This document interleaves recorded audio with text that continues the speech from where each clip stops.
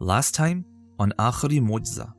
ایاک نعبد و ایاک نستعین اہدنا. اگر میں تو کہتا ہوں اگر مسلمان فاتحہ پہ غور کر لینا تو امت کی شکل بدل جائے, ہمارا پورا ڈسکورس بدل جائے, کس قسم کا ہم مواد تیار کرتے ہیں, کیسے ہم بات کرتے ہیں, ہمارا اسلوب کیا ہوتا ہے, ہمارا ایٹیٹیوڈ کیا ہوتا ہے, سارا کا سارا بدل جائے. اور ابھی ہم اس آیت میں داخل نہیں ہوئے, صرف اس کا میں تعلق دکھانا چاہ رہا تھا پچھلی باتوں سے. اور اس میں سب سے بڑی بات یہ ہے کہ کیونکہ ہم نے اللہ سے دعویٰ کیا نا کہ ہم عبادت کرنے کو تیار ہیں اور ہم مدد چاہ رہے ہیں, تو کیسی مدد ہو اور کیسی عبادت کرنی ہو, اس کے لیے اللہ تعالیٰ ہم سب کو اکٹھے اپنی ہدایت دیں.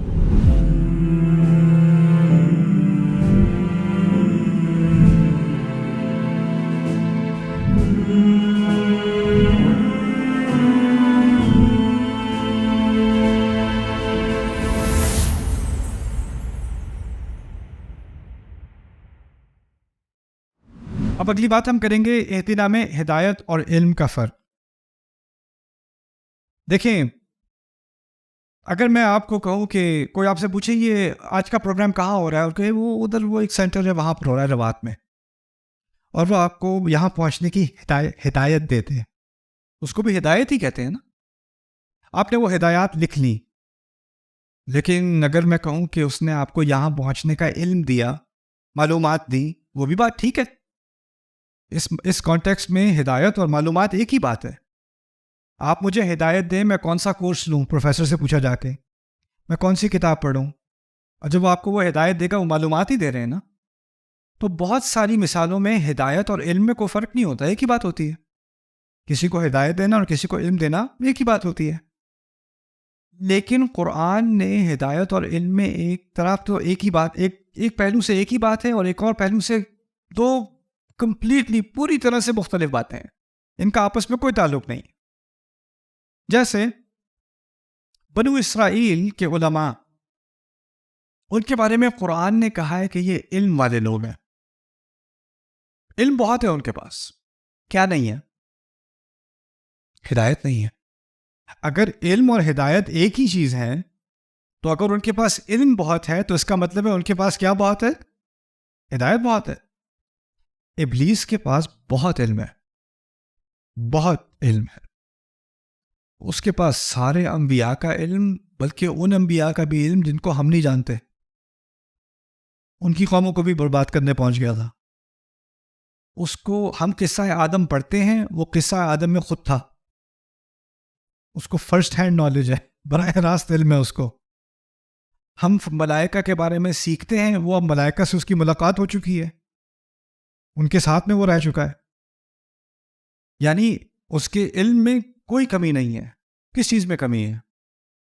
ہدایت پہ. تو ایک پہلو سے تو ہدایت اور علم ایک ہی چیز ہے, ایک اور پہلو سے ہدایت اور علم دو الگ الگ مختلف کمپلیٹلی الگ چیزیں ہیں. دوسری بات, اگر میں آپ سے علم مانگوں, مجھے یہ بتا دیں, مجھے یہ بتا دیں, معلومات مانگو, علم مانگو, ایک دفعہ آپ نے وہ علم حاصل کر لیا تو اب وہ آپ کا ہو گیا. آپ علم کو اون کر سکتے ہو. آپ نے سیکھ لیا ایک دفعہ 2 اور 2 جمع 4 علم ہے نا. اب آپ کو دوبارہ سیکھنے کی ضرورت نہیں پڑے گی. اب آپ اس سے مزید اور علم سیکھیں, اور مزید سیکھ لیں گے, اس کے بعد مزید اور پھر مزید اور مزید اور. اسی کو تعلیم کہا جاتا ہے. پہلی جماعت میں جو سیکھا اس کی بنیاد پر دوسری میں مزید سیکھا, دوسری میں پہلی والی بات نہیں ہو رہی, دوسری والی بات ہو رہی ہے, تیسری, چوتھی, پانچویں, چھٹی, پی ایچ ڈی تک پہنچ گئے. جب پی ایچ ڈی میں پہنچے تو بیچلرز والی بات نہیں ہو رہی, آگے بات ہو رہی ہے. علم کے مراحل سے جب انسان گزرتا ہے نا تو پیچھے نہیں جاتا, ہمیشہ آگے جاتا ہے. جس کے پاس زیادہ علم ہے وہ اس کے سامنے ایک نئی دنیا کھل گئی, اب وہ اس کے بارے میں سیکھنا چاہ رہا ہے. وہ ایک دفعہ وہ دریا وہ پار کر لے, اس کے سامنے ایک اور دریا آ جاتا ہے, اب وہ اس کو پار کر رہا ہے. یہی بات ہے نا. تو علم میں کیا ہوتا ہے؟ ترقی. علم میں ہمیشہ ہوتی ہے ترقی. لیکن ہدایت میں نا کبھی اونچا, کبھی اونچ, کبھی نیچ, کبھی زیادہ کبھی کم, کبھی آگے کبھی پیچھے. اسی لیے وہ ہدایت ایسی چیز ہے, پہلی تو آپ اس کو اون نہیں کر سکتے. آپ علم کو کسی حد تک اون کر سکتے ہو, میرا ہے یہ علم, مجھے علم ہے اس کا. آپ زبان سیکھ سکتے ہو, آپ نے زبان سیکھ لی, آپ اس کو اون کرتے ہو, اب آپ اس کو استعمال کر رہے ہو, آپ کی ایک اونرشپ ہے اس کے اوپر. لیکن قرآن جس چیز کو ہدایت کہہ رہا ہے نا، وہ علم سے کہیں زیادہ ہے، کوئی اور ہی چیز ہے جس کو آپ کبھی اون نہیں کر سکتے، اور کیونکہ آپ اس کو اون نہیں کر سکتے اور آپ کو اس کی ضرورت ہے تو آپ کو وہ بار بار مانگنی پڑتی ہے، اور ایک دفعہ آپ کو دے دی جائے تو وہ آپ کے پاس ہمیشہ کے لیے نہیں رہتی، علم کی طرح۔ علم آپ کو ایک دفعہ دے دیا جائے نا، آپ کے پاس ہی رہتا ہے۔ علم ایک دفعہ مل جائے تو رہتا ہے، اگر آپ کو خاص کر آپ کو اس میں دلچسپی ہو اور آپ نے ٹھیک طریقے سے سیکھ لیا ہو تو وہ آپ کے پاس ہی رہے گا علم، ساری زندگی آپ کے ساتھ رہے گا وہ علم۔ کسی نے ایک دفعہ آئل چینج کرنا سیکھ لیا یا گھر کا دروازہ فکس کرنا سیکھ لیا، اب اس کو پتہ ہے، اس کو بار بار سیکھنے کی ضرورت نہیں ہے، اس کے پاس وہ علم ہے۔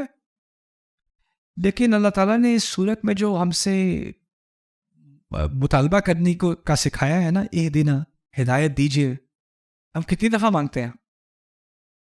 کم از کم دن میں اگر 5 وقت کا نمازی ہے، صرف فرض نماز ادا کر رہا ہے، صرف فرض 17 مرتبہ ہدایت کا مطالبہ کر رہا ہے، اور یہ مطالبہ ہم صرف اللہ تعالیٰ سے ہی نہیں کر رہے بلکہ ہم یہ کہ سنت پوری کر رہے ہیں، اور یہ سنت ہے ہمارے نبی کی صلی اللہ علیہ وسلم نماز، اور وہ ہم سے کہیں زیادہ نماز پڑھتے تھے، یعنی ہم سے کہیں زیادہ مرتبہ اللہ کے رسول اللہ سے کیا مانگ رہے ہیں؟ ہدایت۔ انسانیت کا ہادی، انسانیت کو ہدایت دینے والا انسان صلی اللہ علیہ وسلم اللہ تعالیٰ سے بے شمار مرتبہ ہر روز کیا مانگ رہا ہے؟ ہدایت۔ علم تو ہے ان کے پاس، اور میں تو یہ بھی کہوں گا کہ ہدایت بھی انہی کے پاس ہے، لیکن پھر بھی وہ ہدایت کیا کر رہے ہیں؟ مانگ رہے ہیں۔ اس کی مثال اب میں آپ کو مثال کے ذریعے سے سمجھاتا ہوں۔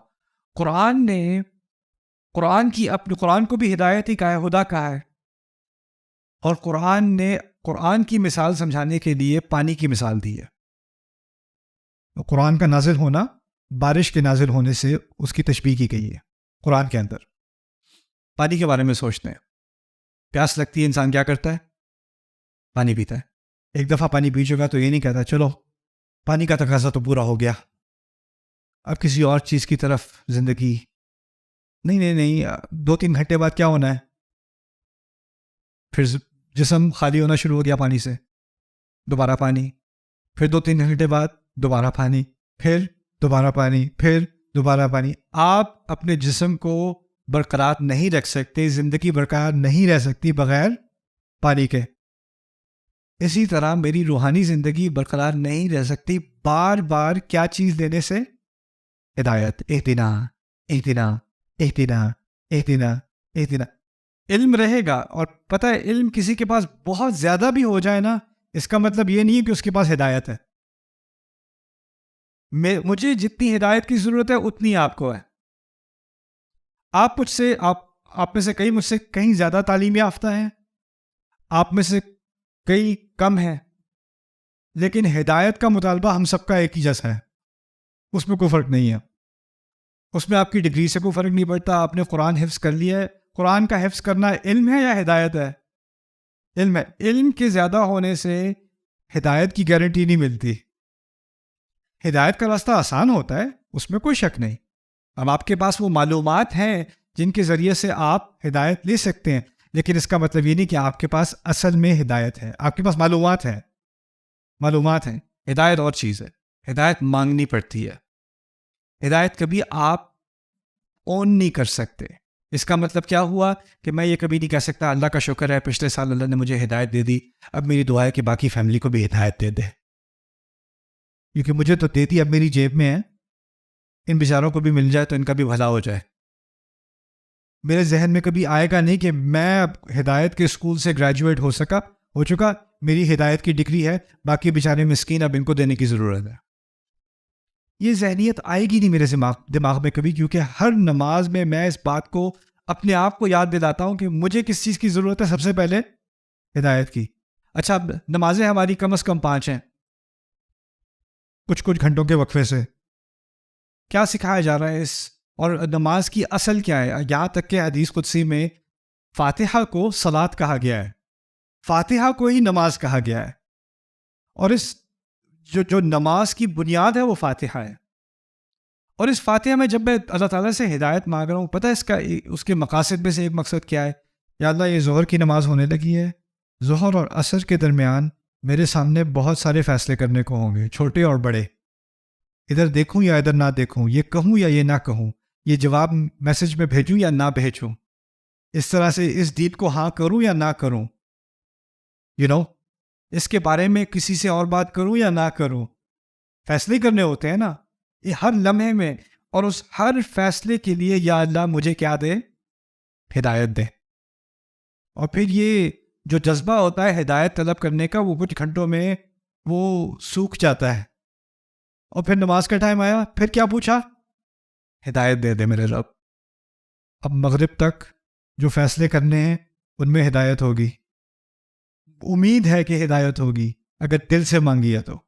پھر ایک اور اس کے ساتھ ایک اور بات یاد آ گئی،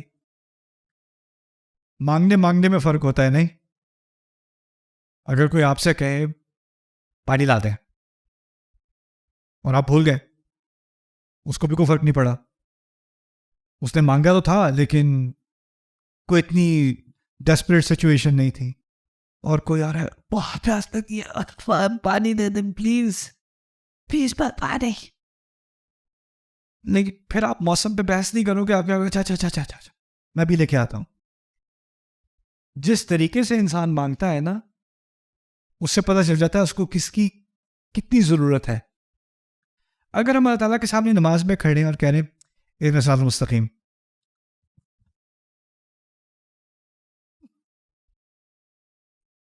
مانگنے میں رویہ بھی ہوتا ہے کہ نہیں ہوتا؟ آپ کے بچے آپ کے پاس آ کے کہتے ہیں مجھے 500 چاہیے، مجھے 1000 روپے چاہیے، گاڑی چاہیے مجھے. جس طریقے سے مانگ رہا ہے مانگنے دینے کا دل نہیں جاتا. ایسے مانگتے ہیں، ایسے بات کرتے ہیں، یہ تمیز ہے بات کرنے کی. پھر آپ بچے کو تمیز سکھاتے ہیں کہ پوچھا کہ تمیز سے پوچھا جاتا ہے، ادب سے پوچھا جاتا ہے. اور پھر آپ نماز پہ کھڑے ہو کہتے ہیں اللہ اکبر. اس کو تو تمیز سکھا دی کہ مجھ سے کیسے پوچھتے ہیں. اور جس طریقے سے ہم اللہ سے پوچھتے ہیں اہدنا الصراط المستقیم، یعنی اگر ہم واقعی پیاسے ہیں، اگر جیسے جسم میں پیاس ہوتی ہے اور انسان پانی مانگتا ہے، اگر واقعی دل میں پیاس ہے اور اللہ سے ہدایت مانگ رہے ہیں تو ان الفاظ کو جب تک ہم دل سے نہیں کہیں گے نا اس کا کوئی اثر نہیں ہے، اس کی کوئی اہمیت نہیں ہے. یہ صرف الفاظ ہی رہیں گے پھر جو ہم دہراتے رہیں گے. یہ ہے اہدنا.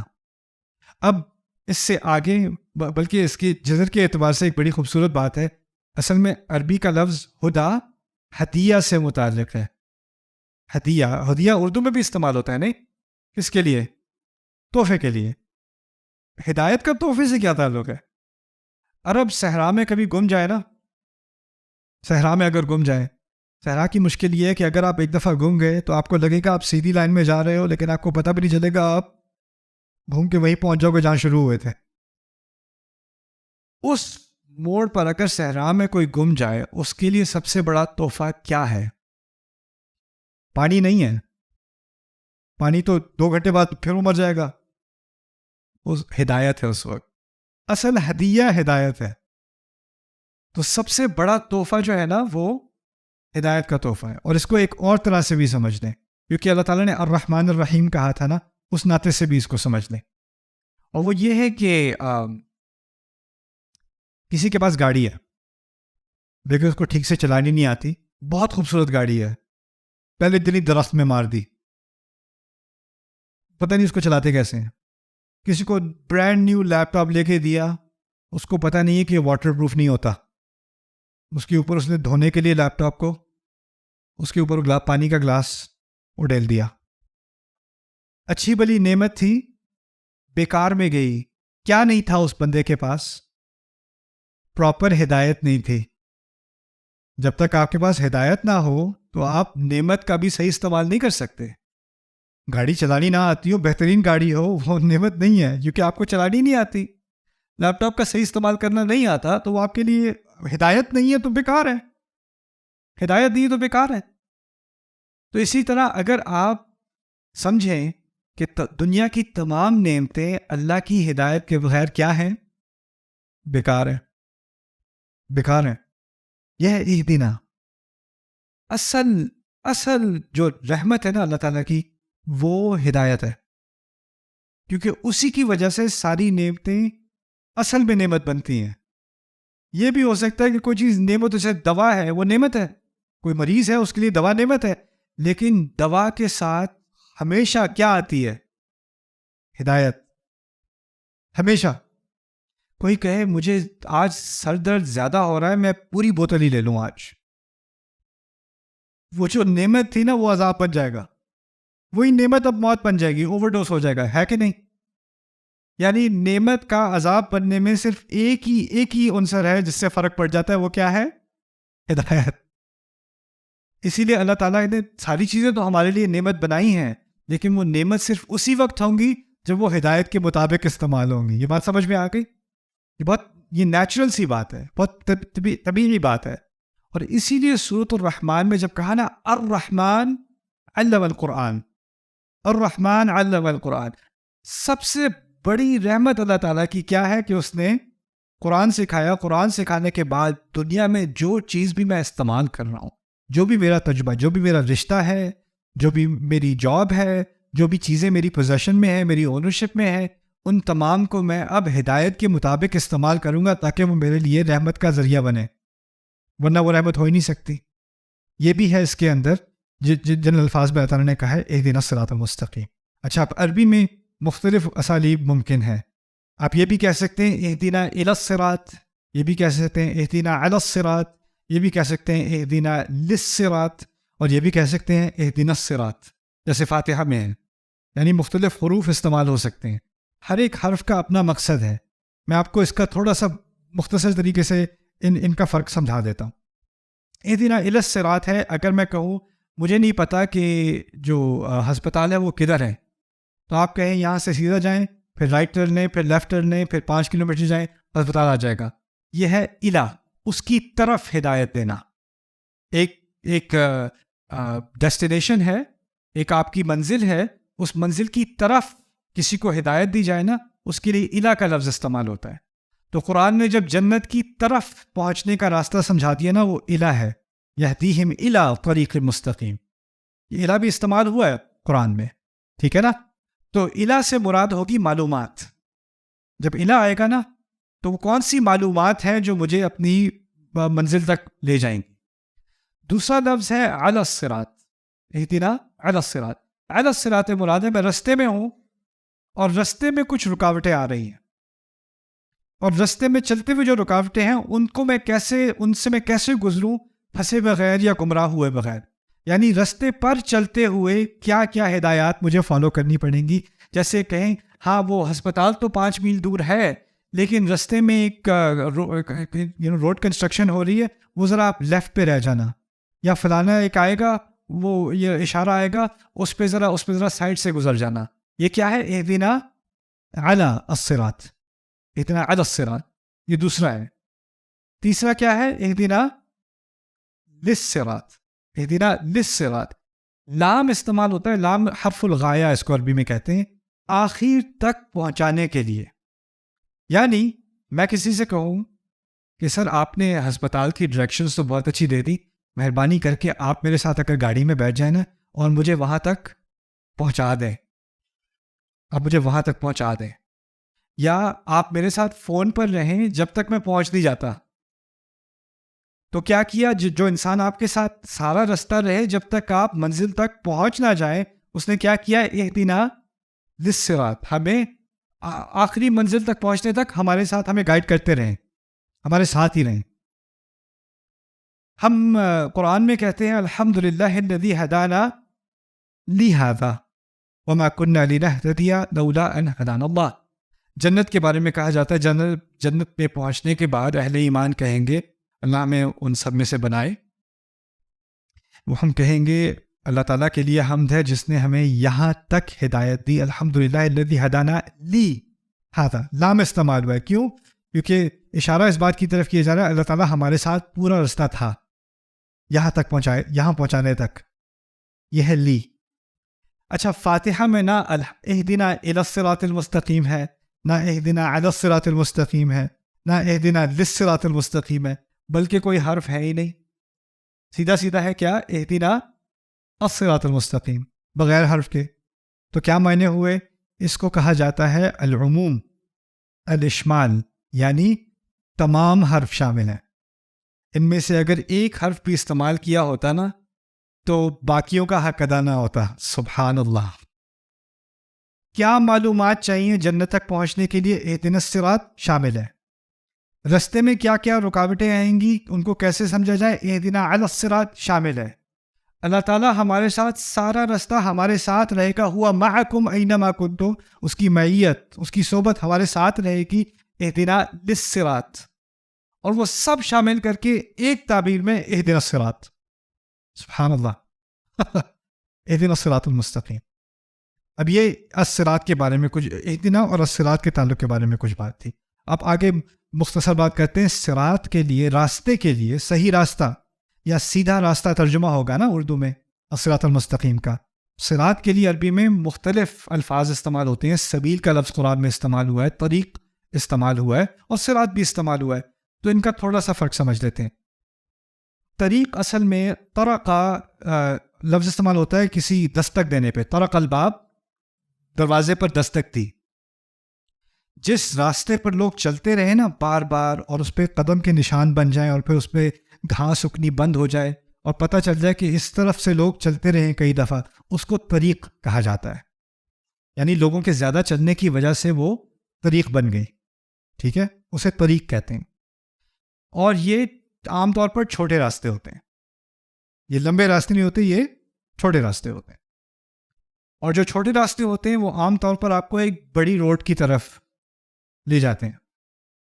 اس سے جو ذرا ایک بڑی سائز کی روڈ ہوتی ہے اس کو سبیل کہا جاتا ہے. یعنی اس طرح سمجھ لیں کہ جو طریق ہے وہ آپ کو سبیل تک لے جائے گی.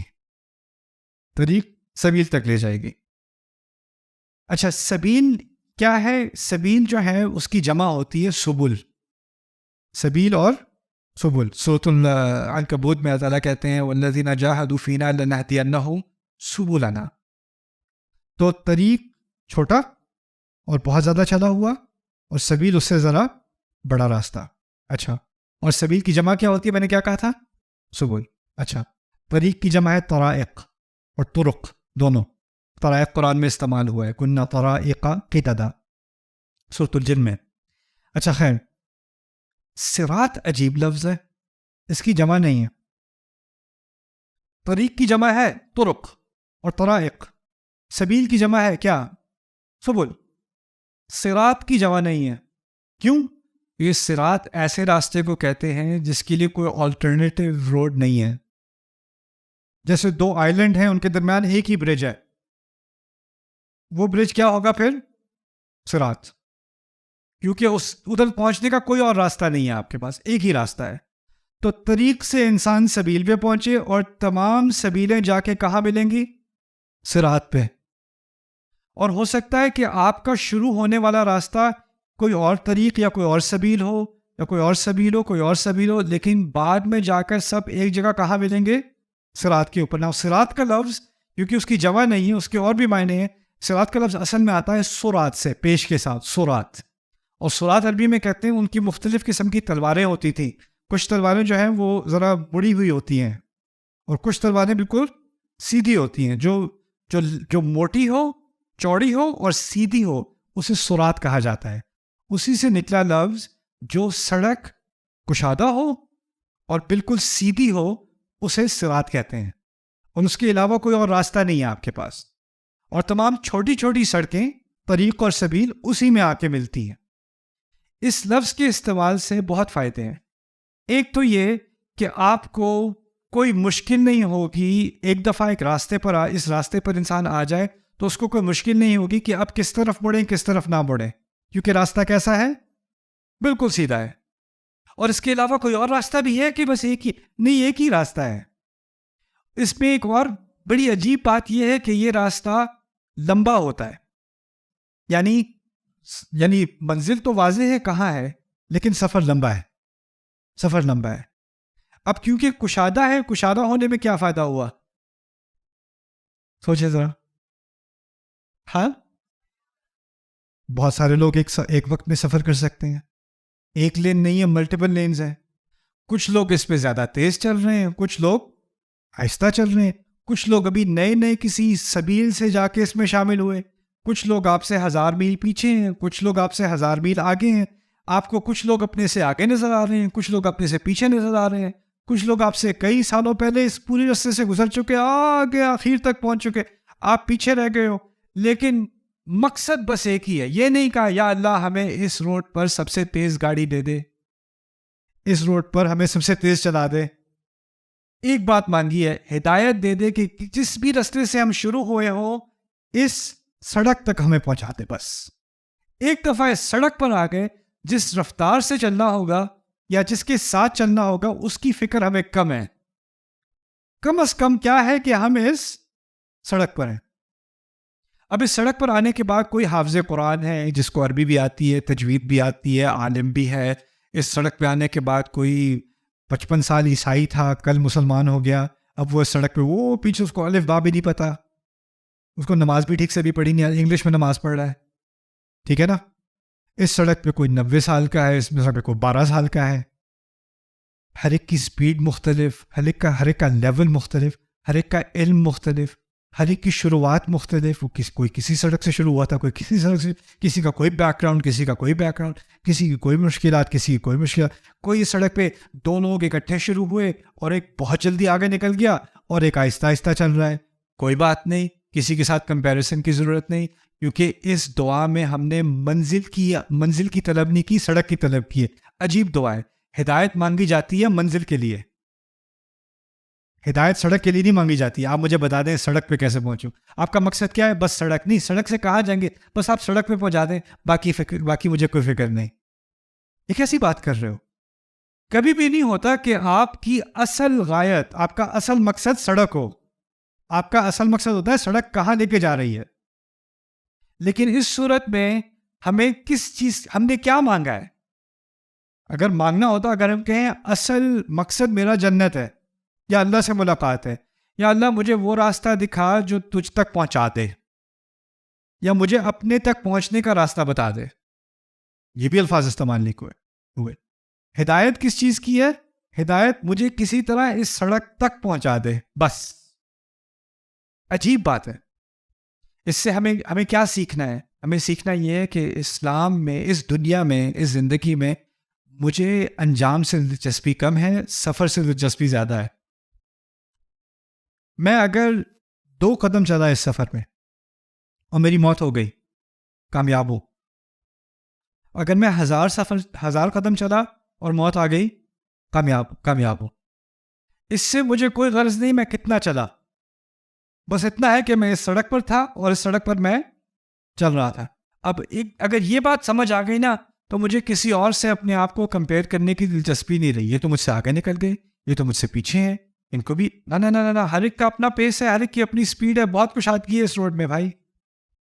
آپ کسی کے پیچھے نہیں پھنسے ہوئے. کچھ لوگ آپ کے ساتھ چل سکتے ہیں، آپ کو سپورٹ کر سکتے ہیں، وہ کرتے ہیں سپورٹ آپ کو. آپ ایک دوسرے کو جو رستے میں جو آبسٹیکلز آنے والے ہیں ان کا آپ سامنا کر سکتے ہو. سائڈ پہ اور روڈز ہیں، ان پہ بڑے پیارے پیارے سائنس لگے ہوئے، تھوڑا سا لیفٹ ٹرن لے لو، ادھر بھی آ جاؤ، تھوڑی دیر ہمارے ساتھ بھی تھوڑا ٹائم گزار لو. اور آپ کا دوست آپ کو کھینچے گا، نہیں چلتے رہو. نہیں یار بہت تھک گئے، ایگزٹ تو لے لیں یار، تھوڑا سا بس اس ویکینڈ ایگزٹ لے لیں، اس کے بعد تکونوا من بعدہ قوما صالحین، اس کے بعد اچھے ہو جائیں گے. نہ چلتے رہو ساتھ. جو ساتھ ہوگا نا وہ آپ کو سپورٹ کرے گا، آپ کو سیدھا چلاتا چلا جائے گا. یہ بہت خوبصورت ہدایات ہیں اہدنا الصراط المستقیم میں، لیکن اس میں صرف بس ایک چیز رہ گئی، اور وہ یہ ہے کہ Subscribe now to the Bayyinah YouTube channel to watch the rest of this series and more great content from Ustad Nu'man Ali Khan. Coming up next time on Aakhari Mo'jiza. جس طرح آپ اگر اینک سن گلاسز پہنتے ہو، اس کا لال رنگ کا shade ہو تو ساری چیزیں لال نظر آتی ہیں، بلو ہو تو ساری بلو نظر آتی ہیں، قرآن ہو تو ساری چیزیں قرآن کے لینس سے نظر آنی شروع ہو جاتی ہیں. آپ کا ایک ویو بدل جاتا ہے. اور یہی ایک بنیادی مقصد ہے قرآن کا کہ اگر وہ نظر آنا شروع ہو جائے تو سیدھا راستہ نظر آنا شروع ہو جاتا ہے، اور جو غلط راستے ہیں وہ نظر آنے شروع ہو جاتے ہیں دور سے ہی. اہدنا الصراط المستقیم.